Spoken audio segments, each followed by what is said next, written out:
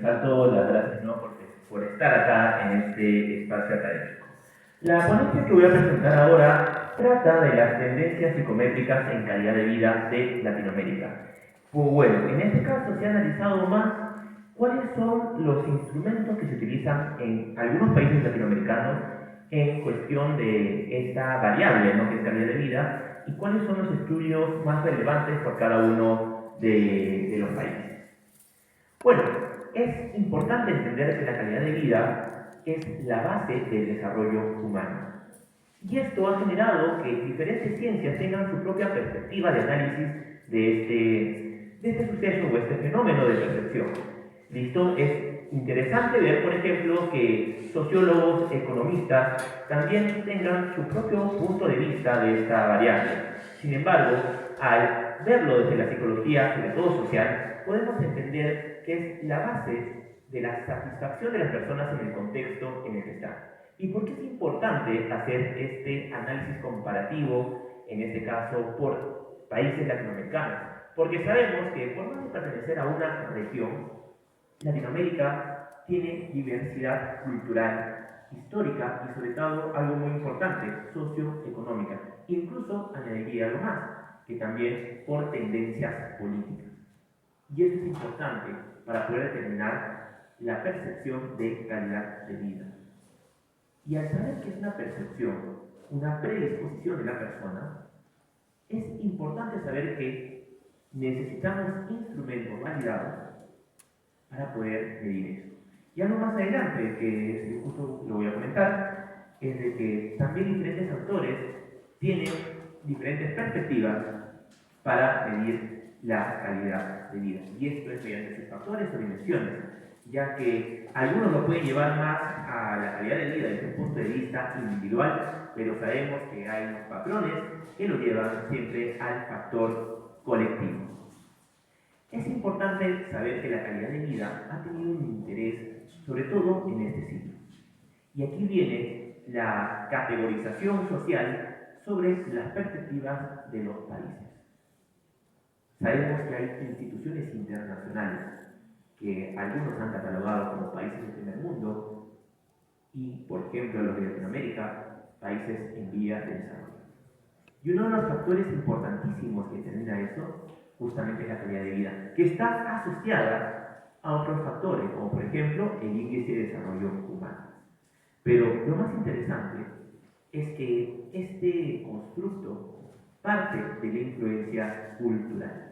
Y la calidad de vida es un fenómeno social que va cambiando según el contexto o el proceso histórico-cultural. Como lo menciono ahí, la calidad de vida o los niveles, las percepciones de la calidad de vida han cambiado según la época, estrato económico, estrato social y sobre todo el estrato cultural. Y la cultura está reflejada sobre todo en la diversidad de los países latinoamericanos. Y como les comentaba, no hay una definición exacta de la calidad de vida con la que vamos a trabajar desde la OMS, que ahorita se les comento, pero a grandes rasgos, hablando de todos los autores que lo han podido definir, habla de que es la percepción de la interacción entre la persona y su entorno. Y esta valoración es subjetiva, lo que me da a entender que personas en un mismo entorno no van a tener la misma claridad de la calidad de vida. Y sobre todo, en estas dimensiones amplias y generalizables, hay aspectos físicos, materiales y sociales, pero también las experiencias y fenómenos sociales que se puedan tener. Entonces, sabemos que esta percepción de calidad de vida, por más que sea dependiente del contexto social o contexto cultural, siempre va a ser una respuesta al individuo. Y muchos autores, y es interesante como tal vez una tendencia, ya se están trabajando los temas de la calidad de vida en los marcos específicos. He visto trabajos que están viendo calidad de vida en el trabajo, calidad de vida en la ciudad, calidad de vida hasta en contextos educativos. Lo que significa que en esta percepción individual va a cambiar siempre en el contexto en el que nos podemos ir desarrollando. Entonces, antes, la calidad de vida sería desde un aspecto antropológico médico. en el que se fijaba netamente el aspecto físico, fisiológico. Ahora ya se tiene un constructo más holístico dentro del bienestar humano. Por lo tanto, la calidad de vida no solo ve el tema físico, sino también el tema social y psicológico. Entonces, si hablamos de una definición que puede englobar la mayoría, tocamos la de la OMS, ¿no? Que justamente es la percepción individual frente a la posición de la persona en la vida. Entonces, una misma persona, sobre todo esto se da cuando hay proceso de adaptación cultural, va cambiando de región, va cambiando incluso de barrios dentro de la misma ciudad y su calidad de vida va a ir también adaptándose. Entonces, resaltamos que esta variable es muy dependiente de los contextos socioculturales en los que estamos. Por lo tanto, cada país, sobre todo los que, bueno, se ha hecho investigación en Latinoamérica, va a tener sus propios instrumentos o sus propias adaptaciones y va a respetar cierto tipo de dimensiones, ¿no? O factores que los caracterizan. Y algo que resalta de este estudio antes de mostrar los resultados principales por países es de que son la tendencia, son los instrumentos que más se han utilizado para diversos tipos de estudios dentro de cada país. Esto se basa también en que hay dos tipos de instrumentos en calidad de vida, los genéricos y los específicos. Los genéricos engloban a una población en general y aspectos, valores generales de la calidad de vida. Sin embargo, los específicos pueden estar centrados en una población determinada o a un contexto específico. Vamos a ver, por ejemplo, que en México ya existe un instrumento enfocado a calidad de vida solo para la tercera edad. En cambio, se está teniendo la tendencia para trabajar instrumentos de calidad de vida, pero enfocados a diferentes fenómenos sociales. Y eso también es interesante, ¿no? Porque al tener diversos instrumentos y diversas perspectivas, vamos a poder determinar que hay diferentes formas de poder categorizar justamente la validad o la validación de la calidad de vida. Por ejemplo, en el Perú, el instrumento que más se utiliza es el SVOV. ¿Listo? Lo interesante de este instrumento es que tiene solo 25 ítems, escala de Likert, como cualquier escala, pero lo más interesante son 7 dimensiones. Y esto es algo que resalta mucho, sobre todo en la cultura peruana. Hogar y bienestar económico, lo que es amigos, vecindario y comunidad, vida familiar y familia extensa, educación y ocio, medios de comunicación y religión y salud. Algo determinante que ha hecho que muchos autores trabajen en el Perú con este instrumento es sobre todo el factor de religión y el factor de familia, o vida familiar y familia extensa. Porque sabemos que dentro de la cultura peruana es un país muy ligado a los aspectos religiosos. Y por otro lado, la familia peruana, en comparación de otros países latinoamericanos, siempre se basa en la familia extendida. Por ejemplo, acá en Perú es muy común que cuando un hijo se casa, el papá construye en su techo o en su siguiente nivel una casa para ellos. Y los domingos son netamente familiares. Es por eso que este instrumento ha llamado mucho la atención en estudios peruanos para validar justamente estas dimensiones.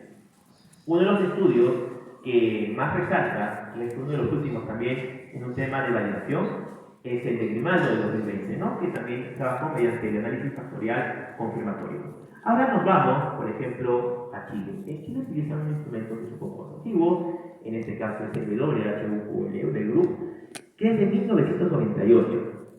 Y aquí es también muy interesante, son menos ítems, son 24 ítems, bueno, un ítem también de índice general, pero solo maneja 4 dimensiones: salud física, psicológico, relaciones sociales y entorno. Entonces, si hacemos una comparativa rápida, sobre todo de la ley de constructo con el de Perú, trata de agrupar y por lo tanto determinar ciertos factores con mayor importancia dentro de las evaluaciones en población chilena. Y podemos ver el estudio, ¿no?, de Hidalgo del 2021, que también utilizó el análisis factorial confirmatorio. Desde ya notamos las diferencias que hay en dos países que son prácticamente hermanos y que están, bueno, Arequipa está 5 o 6 horas en la ciudad de Chile, ¿no? Y ya se cambia también la perspectiva cultural y sobre todo de evaluación de la calidad de vida. Nos vamos a México. Y lo que me llamó mucho la atención en México es que ya están trabajando, como les comenté, el tema de escalas, pero más para población específica. Y en este caso, Duarte y Velasco en el 2020 crearon la escala de calidad de vida para adultos mayores. Unidimensional, pero también muy interesante, ¿no? Porque la percepción de calidad de vida de un adulto mayor, sobre todo en el Perú, digamos, si lo tratamos de adaptar a cada calidad, a partir de los 65 años, cambia de la perspectiva de calidad de vida que puede tener un joven de 25 años o un adulto de 35. Entonces es importante también saber de que la calidad de vida, como lo habíamos hablado, depende del contexto, de la época, de la situación, del estrato. Y esto nos va a dar justamente el pilar para poder empezar a desarrollar tal vez mayores o diferentes tipos de instrumentos que ya especifiquen también la población y también, en este caso, el contexto sociocultural donde vamos a evaluar. En Argentina, yo les comento algo, en Argentina es uno de los países que más investigaciones encontré en relación a la calidad de vida. Aquí podemos ver también que existen, sobre todo en Argentina, una fuerte prevalencia de estudios, digámoslo así, de otras áreas de las ciencias sociales. Porque Argentina, por sus diferencias políticas públicas, se ha enfocado mucho en la calidad de vida de sus poblaciones, ¿no? Y en este caso, con el cuestionario TCQ y el SQ, es el más largo que se utiliza en Latinoamérica, es de 93 ítems, pero 8 dominios, factores o dimensiones, que son salud física, actividades, estado de ánimo, trabajo, actividades domésticas, actividades académicas o estudio, ocio y relaciones sociales. Nos damos cuenta cómo van cambiando la concepción de calidad de vida ya en diferentes países, comparando el Perú, que eran 8 escalas, pero que tal vez no tengan el mismo nombre, pero están agrupados tal vez las mismas conductas o las mismas actitudes frente a la calidad de vida. Y esto también se ve en el estudio de base en el 2020, donde justamente identificó esta estructura multifactorial. Bueno, obviamente es muy amplio, pero también nos va a dar a entender mejores resultados tal vez por cada uno de estos factores o dominios específicos. Como les comenté, Argentina, bueno, también una manera subjetiva al momento de elaborar este estudio, es el que mayores investigaciones ha tenido en cuestión de calidad de vida. Es una tendencia muy interesante en Argentina. Y aquí vamos a llegar a Bolivia. Si se dan cuenta, Bolivia está utilizando o utiliza el mismo cuestionario, en este caso de Chile. Pero ¿cuál es la diferencia en las tendencias evaluativas de Bolivia? Y por cierto, acá también hago un paréntesis, ¿no? Justo me acabo de enterar, y esto lo pensé a grandes rasgos al inicio, que acabo de ver, pues estaba viendo un intento de golpe de Estado en Bolivia. No sé si han revisado las noticias. Ya las tanquetas han tomado Palacio de Gobierno. Y como les comenté, la calidad de vida también viene con las tendencias políticas. Entonces, no sé si hay bolivianos en la sala, yo sé que hay muchas personas de Bolivia dentro del Congreso. Siempre un saludo, porque el Perú también está pasando por problemas políticos, ¿no? Y eso también cambia la perspectiva de calidad de vida, porque recordemos que por más que sea una percepción subjetiva e individual, es producto del contexto social en el que pasamos. Ya lo que puedo hablar de Bolivia, ellos mismos se titulan, ¿no?, como un Estado plurinacional.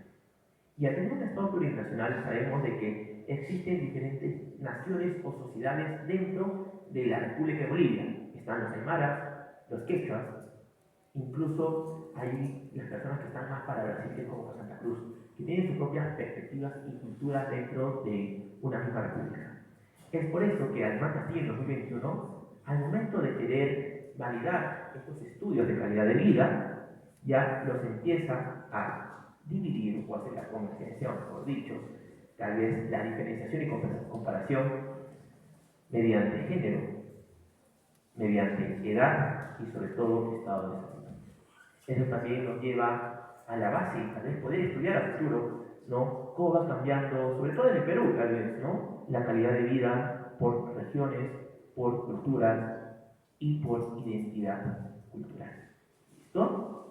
Entonces, ya para concluir, es interesante evaluar la calidad de vida porque las perspectivas culturales y demográficas cambian en Latinoamérica. ¿Se han dado cuenta? Muy bueno, en lo particular, no he tocado más países de Latinoamérica porque estos son los últimos países que por temas académicos, laborales he podido visitar y he podido tal vez conversar con personas académicas de allá y me han tratado de ayudar justamente brindando ciertos instrumentos, ¿no? Entonces, me gustaría tal vez completar este estudio, hacer una comparativa tal vez con todos los países de América, ¿no? Porque tal vez países del primer mundo, como se catalogan algunos, como Estados Unidos y Canadá, tendrán una perspectiva de la calidad de vida. En Perú se usa la escala de calidad de los gaseosos, la que más se está tratando, la que más se ha validado, tanto en Chile y en Bolivia. Se utiliza la WHO. Y esto es interesante por el cambio de perspectiva que se tiene en estas evaluaciones.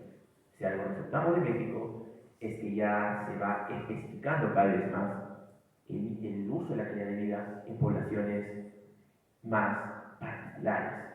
Y sobre todo en Argentina, que manejan grandes dominios, sobre todo para el uso de sus políticas públicas. Y para cerrar, mencionar que es interesante que el aspecto psicométrico también se avale dentro de las adaptaciones socioculturales. Y eso también nos va a ayudar a poder intercambiar conocimientos y perspectivas, sobre todo para políticas sociales, ¿no? Porque es la base, creo que, de todo patrón de gobierno, el hecho de querer mejorar el bienestar de la persona. Y eso, en una teoría técnica, es la calidad de vida. Entonces, muchísimas gracias, les dejo mi correo, mis redes sociales. Lo que quieran el estudio completo, lo que quieran la actividad, me pueden escribir y tal vez por ahí trabajar futuras colaboraciones. Muchísimas gracias.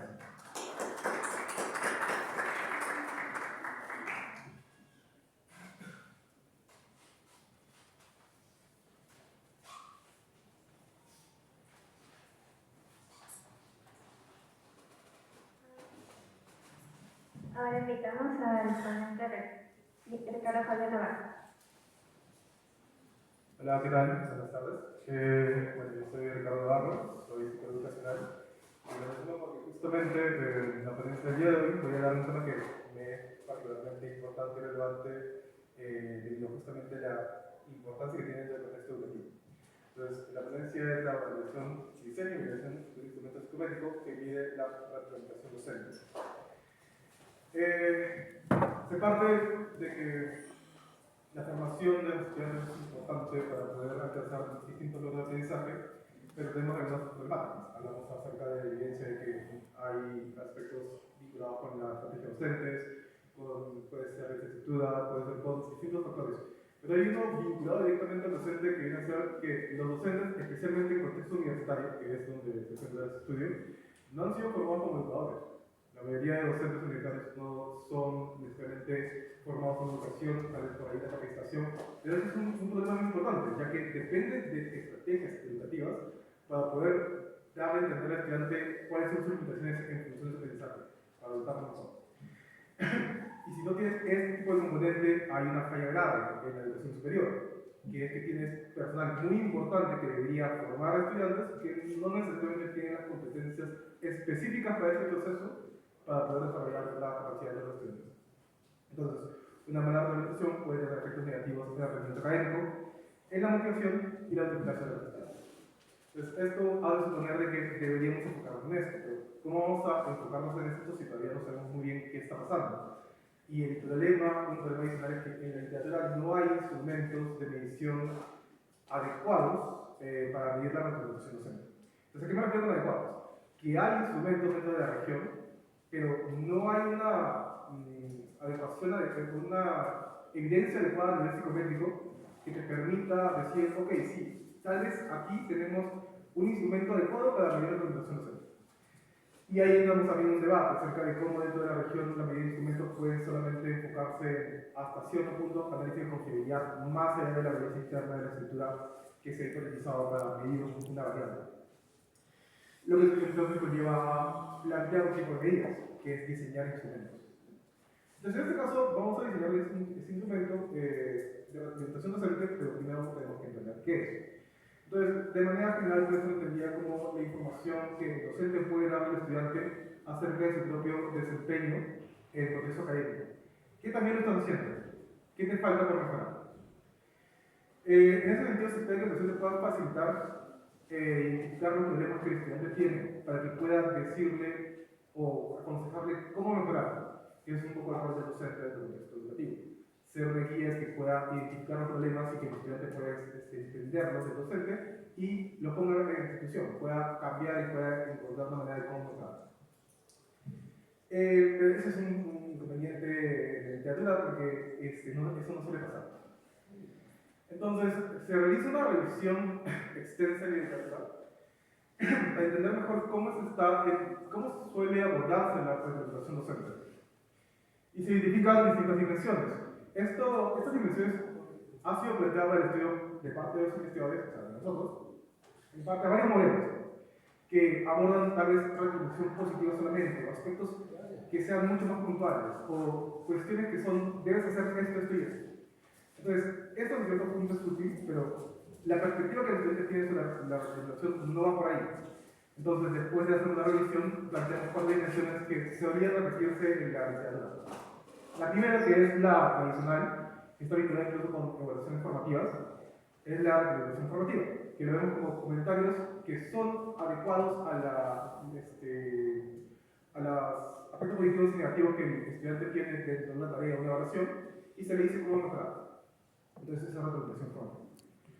Y tenemos una representación eficaz, que es una crítica que no se relaciona directamente con los problemas del estudiante.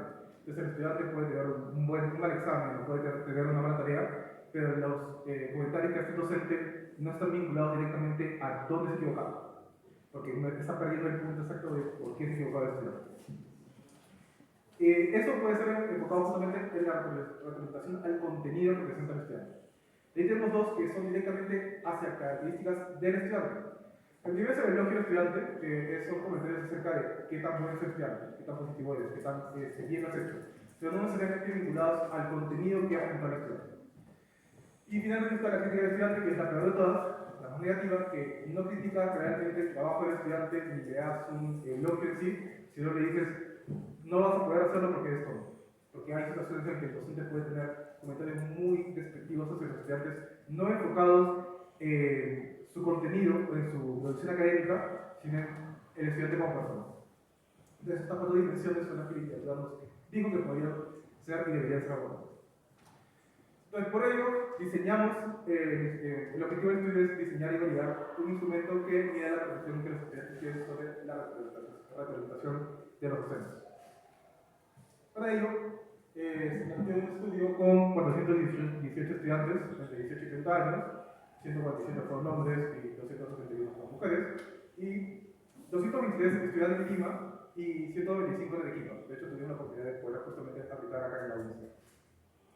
Para la medición, hemos diseñado el cuestionario de percepción de representación docente, CPRD, que se basa justamente en los estudios de Hugo, de Ramazar y de Wisniewski. Los estudios de Hugo son muy interesantes, porque dentro de la literatura actual, quien más ha estado trabajando en representación docente es Hugo, pero en contextos de China. Es una académica de China y tiene un montón de investigaciones, entonces me pareció muy interesante incorporarlo. Y son estas cuatro dimensiones que un poco estaba mencionando en la introducción, que son las que se diseñaron para este estudio. Como parte del procedimiento, primero, después de la revisión literaria y haber creado el instrumento, se ha pasado por un proceso de validar jueces expertos. Entonces, varios jueces, especialistas en educación y en psicología educativa, revisaron el instrumento e hicieron observaciones, calificaron, y mediante un criterio de Aiken se determinó cuáles pertenecían o no al instrumento y cuáles pueden ser utilizados para el proceso de validación. Después se realizó un piloto para ver si la redacción como estaba planteada era la base adecuada para que los participantes pudiesen entenderlo. Y finalmente se realizó el trabajo de campo. Como parte de los análisis de datos, se han planteado hacer análisis descriptivos, el análisis exploratorio, el confirmatorio, el análisis de invarianza y el ensayo. Todo esto parte de la premisa de que necesitamos primero verificar si es que la estructura factorial hipotetizada se está cumpliendo y ver si es que esto realmente se está manteniendo con un análisis confirmatorio. Y el análisis de invarianza, que justamente el primer ponente también lo mencionó, es algo muy importante, es algo que no se hace en literatura. Muy pocos estudios que hacen o diseñan instrumentos psicométricos lo hacen cuando realmente es importante, ya que existen variables culturales que pueden afectar la estructura factorial hipotetizada. Entonces necesitamos tener en cuenta eso.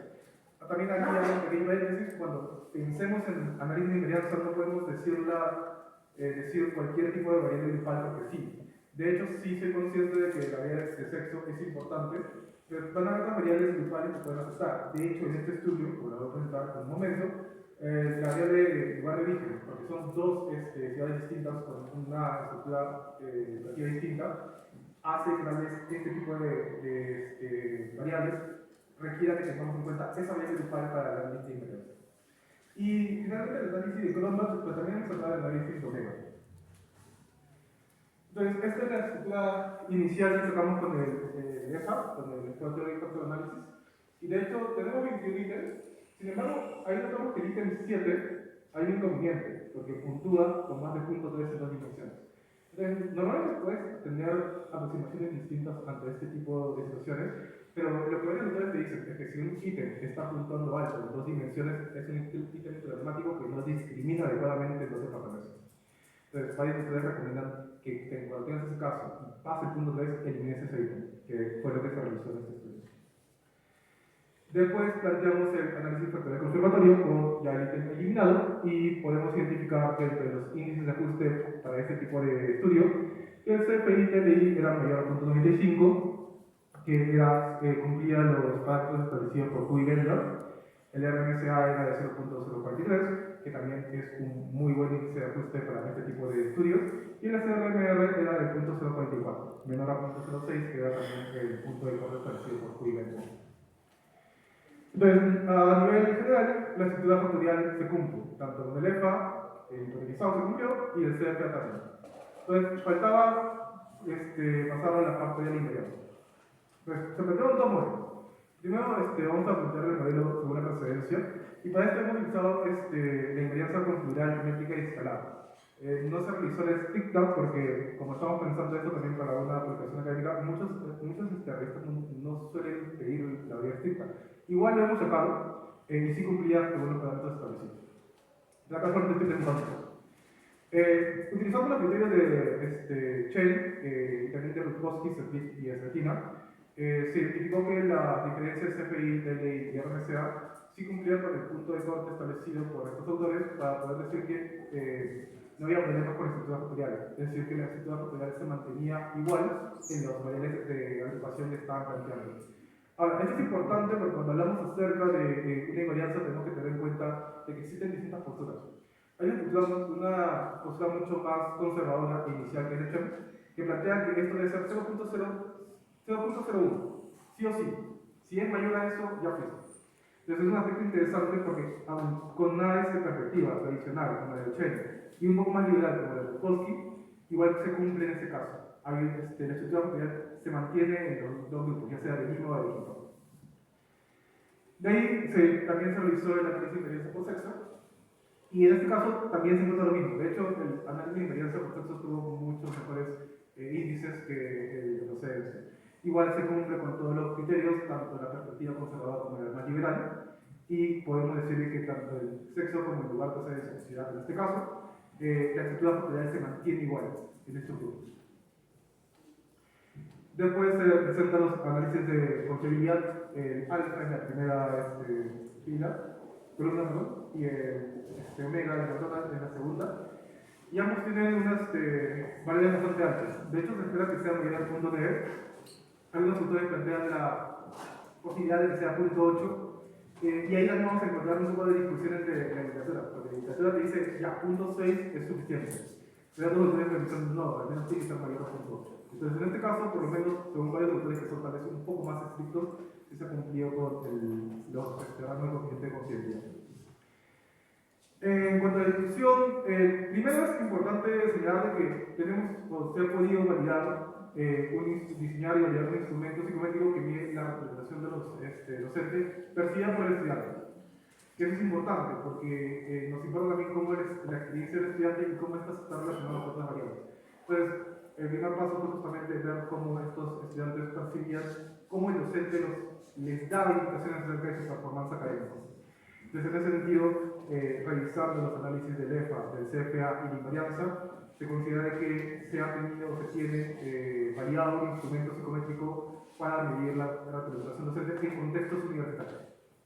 Bien, el otro aspecto que es importante tener en cuenta es de que vamos a hacer una discusión importante a nivel psicométrico de cómo es que los instrumentos deben ser tomados en cuenta dentro de un contexto específico, ¿no? Entonces, el tema de la invarianza es importante. Y otro tema importante es la consistencia interna. Y muchos de ustedes probablemente han escuchado o saben sacar el alfa de Cronos, que es un análisis básico que se hace en la universidad. Sin embargo, la literatura actual está girando y recomendando que ya no utilicemos tanto alfa, que en verdad es un análisis que tal vez es un poquito limitado, sino que están recomendando siempre ya girar al omega. El omega es un análisis más robusto, que tiene mejores aproximaciones para poder medir la confiabilidad. Sin embargo, como todavía también hay un tema importante que se ve en la academia, se utilizan los dos, o por lo menos se seguiría utilizando. Y en ese punto, tanto a nivel de alfa y cromas como de omega, se han conseguido estos adecuados que nos permiten decir que hay confiabilidad.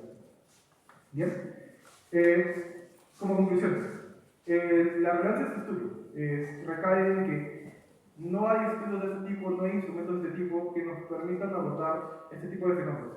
La representación docente es muy importante porque te ayuda a entender, la idea del estudiante a entender qué también está haciendo. Y eso está relacionado directamente con la motivación que el estudiante tiene con el curso y con la autoeficacia percibida que tiene sobre sus competencias. Si un docente le va a decir a un estudiante, ¿sabes qué? Lo has hecho muy bien en tu tarea o has hecho muy bien tu examen, por esto, esto y esto, va a aumentar bastante la motivación y va a aumentar la autoeficacia del estudiante. Si, por otro lado, el docente no genera una representación adecuada, todas estas variables educativas que son importantes para el rendimiento académico no van a desarrollarse ni fomentarse. Entonces, este instrumento va a ser un poco el vínculo que nos va a poder entender entre variables que normalmente se ven en el contexto educativo con la variable de salida que nos importa, que suele ser el rendimiento académico. Bien, otra conclusión es de que el instrumento es válido y confiable, pero que permite que sea utilizado por las variables que había mencionado previamente. Un aspecto importante que vale la pena recalcar es que este estudio ha sido pensado en función de conceptos que están relacionados con motivación autónoma, motivación controlada, autoeficacia académica, aprendizaje percibido. Entonces se espera que pueda relacionarse con este tipo de conceptos. Otro aspecto importante que escapa dentro de los factores que estábamos viendo ahorita, pero sí me parece relevante, es que este estudio pertenece a un estudio un poco más grande y hemos identificado de que la representación formativa, es decir, cuando el docente realmente le da una crítica válida hacia el performance académico del estudiante, va a influir en el rendimiento académico y el aprendizaje considerado del estudiante. Que es justamente la razón de por qué hemos diseñado este instrumento, para que sea el vínculo y que nos ayude a entender qué está pasando. Y las dos dimensiones tienen un efecto negativo, simplemente no influyen en el rendimiento ni aprendizaje del estudiante.